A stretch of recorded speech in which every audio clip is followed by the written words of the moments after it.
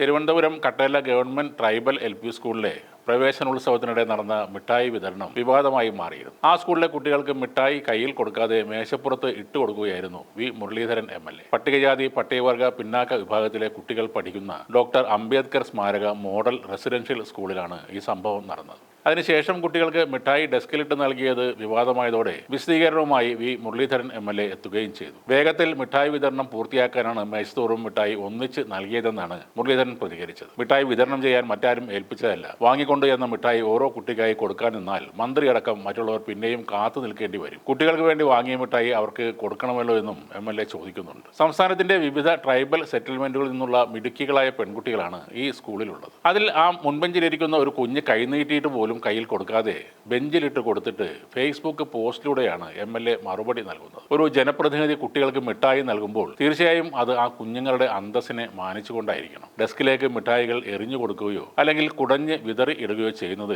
കുട്ടികളെ ഒരുമാതിരി യാചക മനോഭാവത്തോടെ കാണുന്നത് പോലെയാണ്. ആ വീഡിയോ കണ്ട ആർക്കും തോന്നും തൊഴുത്തിൽ നിരന്നു നിൽക്കുന്ന പശുക്കൾക്ക് വൈക്കോൽ ഇട്ട് കൊടുക്കുന്നത് പോലെയാണ് ഇദ്ദേഹം മിഠായി ഇട്ട് കൊടുക്കുന്നത്. മുരളീധരൻ ഒരു മുതിർന്ന രാഷ്ട്രീയ നേതാവാണ്, കേന്ദ്രമന്ത്രി ആയിട്ടുള്ള ഒരു ആളാണ്. ആ സ്കൂളിൽ കുട്ടികൾക്ക് മിഠായി നൽകുമ്പോൾ അവർക്ക് ഇഷ്ടമുള്ളത് എടുക്കട്ടെ എന്ന് കരുതിയാൽ പോലും അത് മാന്യമായി കുട്ടികളുടെ കൈകളിൽ നൽകാൻ അദ്ദേഹത്തിന് കഴിയണമായിരുന്നു. MLA പറയുന്ന മറ്റൊരു കാരണം സമയക്കുറവ് എന്നാണ്. ഇനി അങ്ങനെ തന്നെ ആണെങ്കിൽ 2-3 കുട്ടികൾക്ക് കയ്യിൽ മിഠായി കൊടുത്തതിന് ശേഷം അവിടുത്തെ ടീച്ചറെ അത് ഏൽപ്പിക്കാം. അതിലൊരു തെറ്റുമില്ല, മാന്യത കുറവുമില്ല. കൊച്ചുകുഞ്ഞുങ്ങളുടെ മുന്നിൽ ഇങ്ങനെ തട്ടിയിട്ടല്ല മിഠായി കൊടുക്കേണ്ടത്. ഇനി അവർക്ക് അത് ഇഷ്ടം പോലെ വീതിച്ച് എടുക്കാൻ ആണെങ്കിൽ അവിടെയും ചില പ്രശ്നങ്ങൾ ഉണ്ടാകും. കൂട്ടത്തിൽ ചില കുട്ടികൾക്ക് വാശി ഉണ്ടാകാം. അവർ കൂടുതൽ മിഠായി എടുക്കാൻ ശ്രമിച്ചേക്കാം. ഈ പിള്ളേർ തമ്മിൽ മിഠായിക്കായി വഴക്ക് കൂടുന്ന ഒരു അവസ്ഥ വരെ അവിടെ ഉണ്ടായേക്കാം. ഒരു ബെഞ്ചിലിരിക്കുന്ന 4 കുട്ടികൾക്ക് 9 മിഠായിയാണ് ആ ചൊരിഞ്ഞിട്ടതെങ്കിൽ അതെങ്ങനെ അവർ ഷെയർ ചെയ്യും? ആ എണ്ണത്തിലും കുഞ്ഞുങ്ങൾക്ക് പ്രശ്നമുണ്ടാകും. കുട്ടികളാണെങ്കിലും അവർക്കും അവരുടേതായ ഒരു ആത്മാഭിമാനമുണ്ട്. അത് മനസ്സിലാക്കാതെ പോകുന്നതാണ് തെറ്റ്. അവിടെ വന്ന ആളൊരു മഹാനായ വ്യക്തി എന്നാണ് ആ കുട്ടികൾ കരുതുന്നത്. അങ്ങനെയുള്ള ഒരു വ്യക്തിയിൽ നിന്നും കയ്യിലേക്ക് മിഠായി കിട്ടാൻ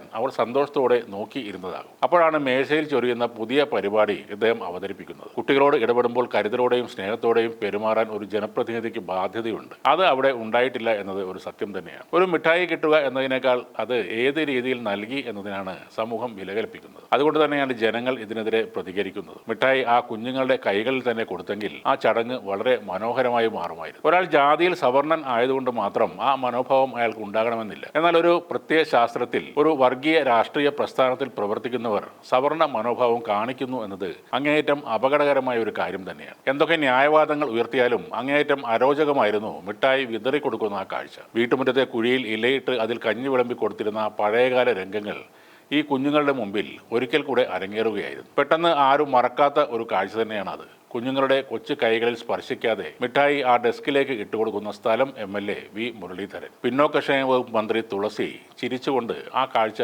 നോക്കി നിൽക്കുന്നു.